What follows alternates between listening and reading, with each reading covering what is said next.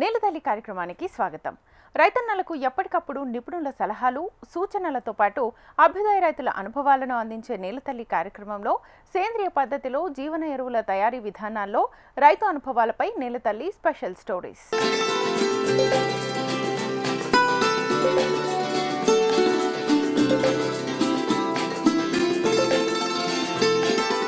సమస్య వచ్చిందని భయపడి పారిపోవడమో లేదా వేరే ప్రత్యామ్నాయం కోసం వెతకడమో కాదు, ఆ సమస్యకు సరైన పరిష్కారాన్ని తెలుసుకొని సత్ఫలితాలను సాధించినప్పుడే రైతులు వ్యవసాయంలో రాణించగలుగుతారని నిరూపిస్తున్నారు రంగారెడ్డి జిల్లా షాద్నగర్కు చెందిన రైతు నాదెండ్ల బ్రహ్మయ్య. గతంలో మిర్చి పంటలో నల్లతామర ఉధృతితో తీవ్రమైన నష్టాల్ని చవిచూశారు. 16 ఎకరాల్లో మిరప సాగు చేస్తే 4 క్వింటాళ్లకు మించి పంటను పొందలేకపోయారు. రసాయనాలు వినియోగించినా పెద్దగా లాభం లేకపోవడంతో శాశ్వత పరిష్కారం పొందడమే లక్ష్యంగా ప్రొఫెసర్ జయశంకర్ వ్యవసాయ విశ్వవిద్యాలయం శాస్త్రవేత్తలను ఆశ్రయించారు. నల్లతామరను జీవక్రియ సంహారకాల ద్వారా నివారించవచ్చునని తెలుసుకొని ప్రత్యేకంగా institute of plant health management నుంచి శిక్షణ పొందారు. స్వతహాగా వాటిని తయారు చేసి పంటల సాగులో వినియోగిస్తూ చక్కటి దిగుబడులను సొంతం చేసుకుంటున్నారు నాదెండ్ల బ్రహ్మయ్య. జీవక్రిమి సంహారకాలు, జీవన ఎరువులని రైతు స్థాయిలో తయారు చేసుకోవచ్చని NIPHM వాళ్ళ వీడియోస్ని యూట్యూబ్లో చూడటం జరిగింది. తద్వారా NIPHM national institute of plant health management, ఇది కూడా రాజేంద్ర నగర్ యూనివర్సిటీలోనే ఈ డిపార్ట్మెంట్ ఉంటుంది. ఇది సెంట్రల్ గవర్నమెంట్ సంస్థ. వాళ్ళని అప్రోచ్ అయ్యి ఒక 3 రోజులు ట్రైనింగ్ ప్రోగ్రాము తీసుకోవడం జరిగింది. అయితే స్మాల్ స్కేల్లో ప్రయోగాత్మకంగా మనం ఏదైతే NIPHM వాళ్ళ విధానం ప్రకారం వాళ్ళు ఏదైతే గైడ్లైన్స్ ఇచ్చారో, నేను 3 రోజులు ట్రైనింగ్ ప్రోగ్రాంలో పాల్గొన్నానో వాళ్ళు చెప్పిన విషయాలని క్షుణ్ణంగా పరిశీలించి ఫీల్డ్లో చిన్నగా కొద్ది మొత్తంలో తయారు చేసుకోవటం మొదలుపెట్టాను. అవి ఎలా పనిచేస్తున్నాయి అనేది తెలుసుకోవటం కోసం షాద్నగర్లో 1 ఎకరం మిర్చి జనవరి నుంచి మే వరకు పండించడం జరిగింది. మిర్చి క్రాప్ వేసి 1 ఎకరము, దాని మీద ట్రయల్ బేస్ మీద నేను తయారు చేసుకున్న వస్తువుల్ని, నేను తయారు చేసుకున్న బయోఫెర్టిలైజర్స్ని కానీ పెస్టిసైడ్స్ని కానీ జనవరి నుంచి మే వరకు నేను వేసిన పంట మీద అప్లై చేసి 1 గ్రాము యూరియా DAP వేయకుండా ట్రయల్ బేస్ మీద చేయటం జరిగింది.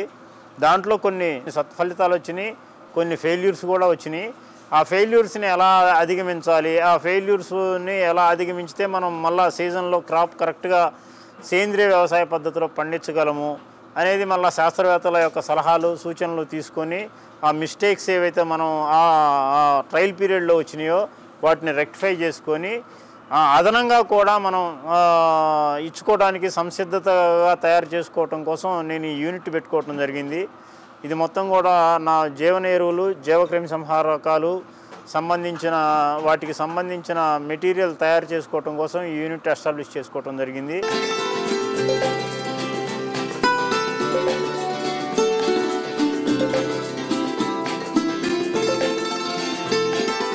రసాయనాలతో మిరప సాగులో ఎదురయ్యే సమస్యలు, అనర్థాల గురించి తెలుసుకొని ఈ ఏడు పూర్తి సేంద్రియ విధానాలని అవలంబిస్తున్నారు నాదెండ్ల బ్రహ్మయ్య. మిరపనారు మొక్కలు నాటే ముందే నేలను చదును చేసుకుని పశువుల ఎరువు వేశారు. పచ్చి రొట్టెతో పాటే జీవన ఎరువులు, జీవక్రిమి సంహారకాలు వేసి పొలంలో కలిదున్నారు. సేంద్రియ విధానంలో పెంచిన నారును ఈ ఏడు 20 ఎకరాల్లో నాటుకున్నారు. ప్రస్తుతం మొక్కలు నాటి 100 రోజులు పూర్తయింది. అయితే ఇప్పటి వరకు ఒక్క పురుగు మందు కూడా పంటపై కొట్టలేదని రైతు సగర్వంగా తెలియజేస్తున్నారు. 50% టాస్క్ పూర్తయిందని హర్షం వ్యక్తం చేస్తున్నారు. జీవన ఎరువులు, జీవక్రిమి సంహారకాల తయారీ కోసం ప్రత్యేకంగా తన వ్యవసాయ భూమిలోనే ఓ యూనిట్ను నెలకొల్పారు.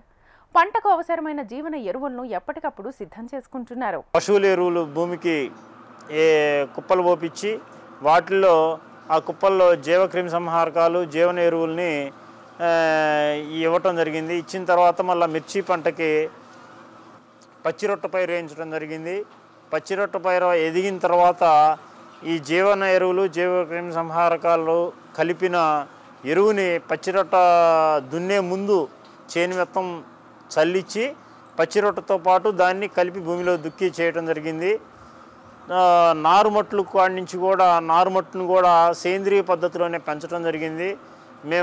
మాది 20 ఎకరాల సైటు, దాంతోపాటు ఒక 30 ఎకరాలు మేమే కంపెనీ విత్తనాలు కొనుక్కొని రైతులకి నారుమట్లు పెంచి ఈ సేంద్రియ పద్ధతిలో పెంచిన నారు ఈ సంవత్సరం మీరు వేసుకొని చూడండి, అని కొంతమంది రైతులకు కూడా 30 ఎకరాల నారు ఇవ్వటం జరిగింది.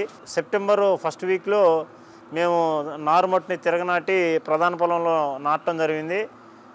ఇప్పుడు దాదాపు నాటి కూడా 80 డేస్ కంప్లీట్ చేసుకుంది. ఇప్పటి వరకు కూడా ఒక్క స్ప్రే కూడా పురుగు మందు కొట్టకుండా పంటని డెవలప్ చేసుకుంటూ రావడం జరుగుతుంది. ఇంకొక 80 నుంచి 100 రోజులు పంటకాలం మాత్రమే ఉంది. మామూలుగా మిర్చి విత్తనం వేసిన రోజు నుంచి విత్తనం భూమిలో నాటిన రోజు నుంచి 165 నుంచి 185 రోజుల పంటకాలం. నాటు వెరైటీలు అయితే 165 రోజులు, తర్వాత హైబ్రిడ్ వెరైటీలు అయితే 185 రోజులు పంటకాలం ఉంటుంది. కాబట్టి ఓవరాల్గా ఇప్పుడు మేము 100 రోజులు మార్క్ని రీచ్ అవ్వటం జరిగింది. ఇంకొక 85 రోజులు అప్రాక్సిమేట్ వాతావరణం అనుకూలిస్తే ఇంకో 15 రోజులు 100 రోజులు అంటే పంట కాలంలో 50% టాస్క్ని మేము కంప్లీట్ చేయడం జరిగింది. ఇంకొక 50% రిమైనింగ్ ఉంది.